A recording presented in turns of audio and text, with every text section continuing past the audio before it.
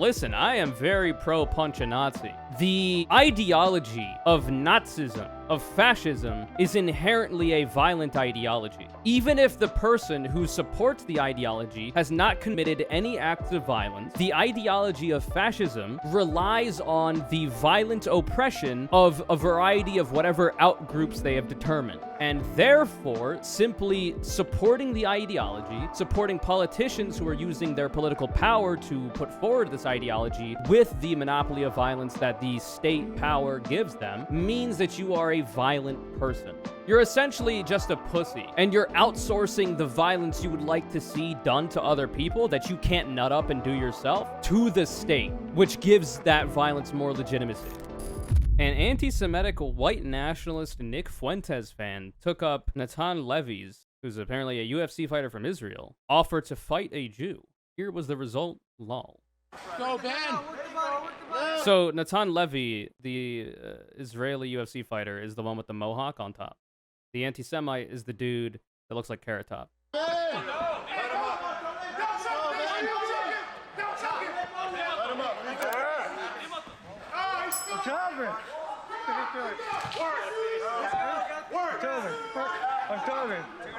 I'm tired. What? I'm tired. Get him! Get him! Make him squeal! Make him squeal! No. Fuck that bitch, dude. Oh, I'm tapping. Go fuck yourself, motherfucker. Literal neo-Nazi piece of shit. This is better than that piece of shit deserves. Are you kidding? Imagine respecting a tap against a fucking neo-Nazi. Kiss yourself, my guy. That is a kinder fate than you will have been given this day.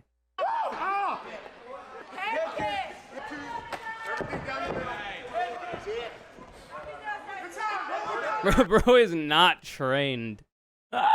Bro is on to nothing.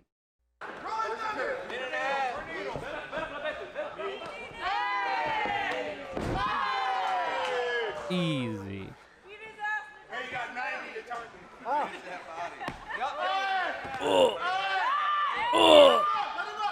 Yeah, I can hear the crowd, all my teammates rooting for me. Listen, I am not the biggest fan of the right-wing, previously Netanyahu, now whoever the fuck the right-winger is in charge there, I forget his name, regime in Israel, okay? Free Palestine as well. It's an apartheid state. Very cringe. However, there are progressive Israelis that are pro-Free Palestine. I don't know if this guy is one of them. Not everybody from Israel is a Zionist. That's an anti-Semitic idea to begin with. The idea that everybody that happens to be from or lives in Israel is in favor of the right-wing government that's in power, that's currently operating an apartheid state and oppressing Palestinians. It is an anti-Semitic assumption that every single Jewish person or Israeli person would support that. And there are many that don't. In this case, however, this dude could be a full-fledged right-wing Zionist, and I would still support him beating the shit out of an anti-Semite neo-Nazi. Have you on the body, Natan? But I don't know Come on, Ben! anything about this UFC fighter. Give him a pink belly! Give him a pink belly!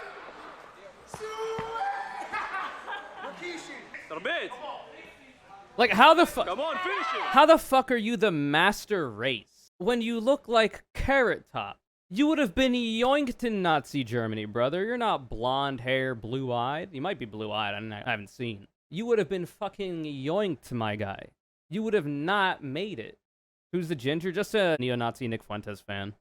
And apparently, Natan Levy, or Levi, the UFC fighter from Israel, offered to fight an anti-Semite, I'm assuming, because the fan took up the offer. He's the, the swarthy, Carrot Top-looking motherfucker getting the shit kicked out of him is the neo-Nazi. Oh, sorry. Keep going. Yeah, it turns out when you don't have the apparatus of the state and the monopoly on violence and weapons, like firearms, turns out that engagement starts to look a lot differently. A little bit, you know? No, sorry. Shut up. Sorry! What the fuck you mean sorry? Shut up, Get get out! Get out! Get out! And this is a sanctioned event. Listen, I am very pro-punch a Nazi. The ideology of Nazism, of fascism, is inherently a violent ideology. Even if the person who supports the ideology has not committed any acts of violence, they support a violent ideology. Necessarily, the ideology of fascism and Nazism generally relies on the violent oppression of a variety of whatever outgroups they have determined. So for the Nazis, it was Jewish people, it was the disabled, it was LGBTQIA plus people, and others, right? The ideology requires that violent oppression of those minority groups. And therefore, simply supporting the ideology, supporting politicians who are using their political power to put forward this ideology into the public sphere with the monopoly of violence that the state power gives them, means that you are a violent person. You are perhaps not interpersonally violent on the basis of you going out and committing hate crimes against whatever group that you're scared of, but you're also supporting policies that politicians are putting in place that bring violence to those groups. You're essentially just a pussy, and you're outsourcing the violence you would like to see done to other people that you can't nut up and do yourself to the state, which gives that violence more legitimacy. So I'm very pro-punch a Nazi.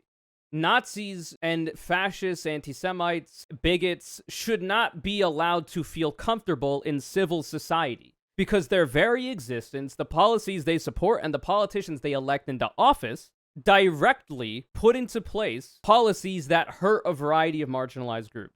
You, by definition, cannot participate in civil society by being a Nazi, by being a fascist, by being a bigot. You can't. It's not possible. It is not possible for you to participate in civil society because your ideas, your policies are directly contradictory to the idea of a civil society.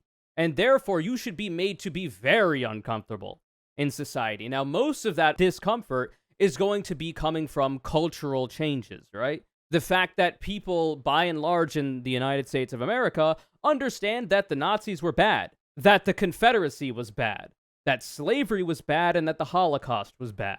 People, by and large, understand this. Now, they don't understand it well enough because the education system doesn't teach people enough about the horrors of the Holocaust or about the horrors of the Confederacy and slavery. We're hoping that we can change the curriculum to give people a better education on the actual history of this country. But by and large, people understand that those things were bad. And that cultural shift is good because people are going to be less likely to be Nazis, fascists, bigots in that kind of cultural setup because they will be ostracized socially for having and expressing those views. And depending on where you're at and what you're doing, you might be at threat of pushback from social media organizations, for instance, when it comes to their TOS. Now, of course, on Twitter, you can get away with all you want because Elon Musk is a white supremacist, had nothing to say about apartheid South Africa, even though he lived in it during that time, also is an emerald mine inheritor, and now continues to exploit the labor of his workers and suckle off of the teat of public funds from the government to fund his operations. I digress. Now, Twitter is a platform where you're allowed to be an out-and-about fascist, and you're not shamed as much as you should be. However, in a variety of other social media platforms, you do get hit with TOS violations for a variety of Nazi shit. As well you should. Because that is just another method of making you very uncomfortable existing in society as a fascist, as a Nazi, as a bigot. This is also, coincidentally, on the other side of the coin, what right-wingers are trying to do to queer people, to black people, to brown people, to women broadly, and anybody with the capacity to give birth. They are trying to make society inhospitable for those people using similar mechanisms, but they actually go a step further and are using legislation and legal punishment.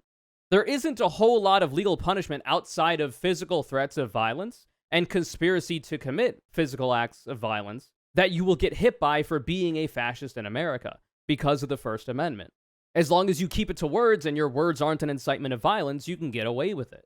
Now, you might get TOS'd on a variety of social media platforms, but they are private entities. They're allowed to make their TOS. But in our society, there is not as much of a legal threat for simply being a Nazi and talking about those views, even though I am making the argument in this video that you're watching that there should be, because it is an inherently violent ideology. You know, Germany has a variety of laws that people consider to be Orwellian or whatever that are anti-Nazi, And that's because they are literally the country that had the biggest historical Nazi uprising and regime. And it led to the Holocaust. Because necessarily, those ideologies, fascism, Nazism, require violence to maintain. Like, if your entire worldview and political project revolves around the idea that you think that there is one race that is superior to others, and that those that you are claiming to be superior to are the equivalent of vermin or pests or disease or contagion, what is the next step that you're going to take to manage that pest problem, as you call it, that disease problem, as you call it? Because usually when humans have a problem with, say, cockroaches, like actual insects, well, you call in somebody to kill them all. If you have a problem with a disease like the coronavirus, well, you get a vaccine to manage it, to make sure there aren't as many of those viruses floating around, to make sure that you can kill those viruses. If you're going to liken the outgroup that you have determined as a fascist, as a Nazi, to those things, well, then logically, the next step is going to be inherently violent. So I think there should be a little bit more pushback in the legal frame. Now, it really depends on what people are doing, in my opinion. Outright threats of violence are already illegal, though I think they should be pursued a little bit more than they currently are, because so many of these right-wing domestic terrorists that end up doing acts of violence, mass shootings, etc., the majority of which, by the way, are white supremacists and domestic terror acts in this country, the FBI stats show that, end up already having been on the FBI and other three-letter agencies' radars before they committed the act. Maybe making sure those people don't have easy access to firearms through buying them, so that they would have to go through third-party channels, which adds another layer of difficulty to procuring them, probably be beneficial for broader society and civil society, right? Given the trend. So there you go. I am very pro-punch a Nazi. If there are people out there doing Nazi shit, and they start doing violence to other people, as they are prone to do, like the Proud Boys, like the Oath Keepers, like the Three Percenters, I'm not really sad if somebody like Richard Spencer, who's spouting off about all this Nazi shit, gets punched in the street. I don't really care. Not a big problem with that. Because they don't have a problem with that. They love beating up on so-called libtards, right? Fair's fair. Now, of course, being the instigator of said violence, I do not condone. Purely defensive. Purely defensive. Can we rely on the state to fight Nazis? Apparently not. Because a lot of the white supremacists that are essentially just Nazis by another name, it's the similar ideology, the overlap, it's a Venn diagram, are not doing enough. So clearly, we can't. Which is why community defense is very important. Like you saw in the video we did in the past about the left-wing people who defended a drag show, a family-friendly drag show at that, from the Proud Boys, I believe, that showed up there. The left-wingers showed up armed with firearms, because that is legal to do in this country, the United States, and defended the drag brunch, and the right-wingers that showed up to aggress upon them were stopped in their tracks. Now, of course, no violence. As far as I'm aware, there's no gunfire that happened, and I don't know that there was any physical altercations outside of that. Pretty sure there wasn't, and the drag show was able to go on. And this is going to be the same for any other event that is being held by people perceived by those right-wingers as the outgroup. So any Jewish events, any Muslim events, any LGBTQIA plus events, community defense, pretty poggers. Obviously, you want to be very well trained. You want to be remaining within the legal limits of what you can do. You also want to be trained in general self-defense as well as first aid. It's very complex, and there's a lot of knowledge and training you have to do to be able to effectively operate in a community defense type of situation. And there are groups out there like the SRA or the John Brown Gun Club and a variety of other groups like that that are left-wing that do help you along that path of getting that training, etc., etc. For your everyday interpersonal shit, non-lethals are also available, like your own fists, pepper spray, stun guns that you press up against people, or even apparently you can get civilian tasers. Those are the ones that shoot out the electrodes. A bat or a skateboard, shit like that, you know? There are things you can use to stop people from aggressing on you if you are being hate crimed, right? Or being aggressed on broadly. And you can also concealed carry a firearm, but with that involves so much responsibility, because if you are carrying in public, you are at all times having the potential to destroy a variety of things around you, often human beings. And that is a very big responsibility that, frankly, a lot of people who conceal carry in the United States of America do not take seriously, especially right-wingers. So that is like a step above. Because there's even a lot of responsibility when it comes to having the non-lethals. I don't take any of this shit lightly. But anyway, now we're seeing a Nazi getting punched. Lamau. I'm sorry. Keep going. Oh, I'm sorry. No sorry. Shut up. Sorry. What the fuck you mean sorry? Shut up. Get out. Mr. Get out. Get out. Woo! Oh no. Oh no. Makes my heart happy. Shit again, Rudy. 5 seconds. Finish him. Also, I'm a big fan of combat sports. I don't know if anybody knows this. I don't know that I look like I would be. But I'm actually a big fan of combat sports. Whenever there's a fight going on, I try to find a way to watch it. I don't, like, follow any fighters, but I really like MMA. I think it's neat. Boxing is fine. For instance, I watched the fucking recent Jake Paul fight, which is boxing, which is not as exciting to me. But I've watched other ones in the past. I think it's pretty cool. I find it interesting. Now, of course, I wouldn't engage with it myself. I would engage with, physical self-defense training, but I wouldn't, spar in any serious way. But I have an appreciation for the sport, and I have for a long time. I find it to be very neat. And reason being is because there are a lot of video games out there, not just fighting games, that are kind of similar. Even chess is kind of similar to combat, if you understand the concepts that I'm talking about. Like, for me, Rocket League 1v1 is very much like that. Obviously, fighting games are very much like that, where obviously, when it comes to physical combat sports, like MMA, whatever, you have to obviously do a lot of training yourself, get strong, understand strategy, and all this kind of stuff. But a lot of it comes from downloading your opponent and then being able to adapt to a strategy that works for what they're doing. And also doing a variety of things to try to manipulate the opponent into doing something that you can take advantage of. And also avoiding the inverse being done to you. This happens in chess. This happens in MMA. This happens in fucking Rocket League. This happens in League of Legends. And I find that aspect to be the coolest part of it. Which is why I enjoy that aspect in non-combat sports as well. Like fucking video games. Like Elden Ring is a good example. Or any Souls-like. I recently beat Elden Ring. Got the Age of the Stars ending. Ronnie, my queen, I will do anything. I did a Dex, Faith, Strength build focusing on Godslayer's Greatsword and incantations for buffs. Also catch flame early on because it's essentially a melee weapon, and it's really good damage early on for that build anyway, or the path to that build.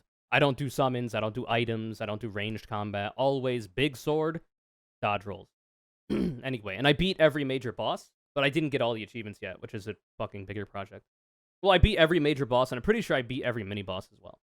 That game is very similar to combat sports, obviously, and if you've played it, or any other Souls like Sekiro, Dark Souls, 1 through 3 Demon Souls, Bloodborne, you'll be familiar with this concept before me even trying to explain it here. But what happens in that game is similar to what happens in a often 1v1, because group fights in Elden Ring can suck my dick. But I mean, I beat them, so whatever. Fuck the Godskin duo, fucking pussies won't even hit me unless I'm getting focused on by one guy and then they fucking pelt me with a rock. Pussy.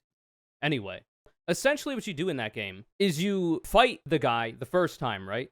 And you're not really sure what the moveset's going to look like. You can look at the weapon that they have, though, and be like, oh, well, how is that weapon usually used? If it's a spear, a polearm, well, it's going to be a lot of thrusting attacks and some swiping.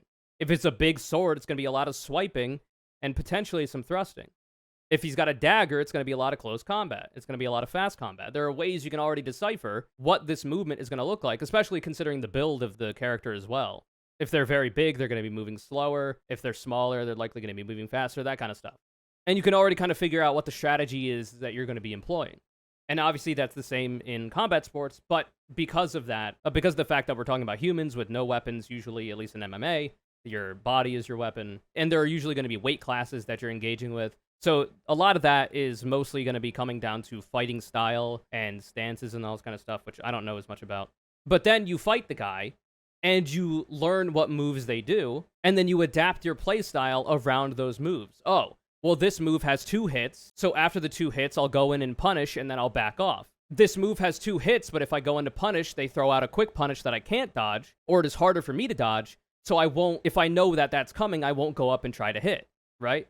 Oh, I know that this move that they do has a lot of cooldown, a lot of lag frames after the hit, so I know I can get a heavy strike in and get more damage. But this move is faster, so I'd only be able to punish with a light attack, because my light attack is faster and I'll be able to get out of the way or dodge their next attack before it comes out, or as it comes out, right? All of that kind of strategy is the same for fighting in a sport like this. That kick is going to have, that he just did, is going to have a lot of cooldown so that he gets back onto his feet, centers himself, and gets ready for the next hit.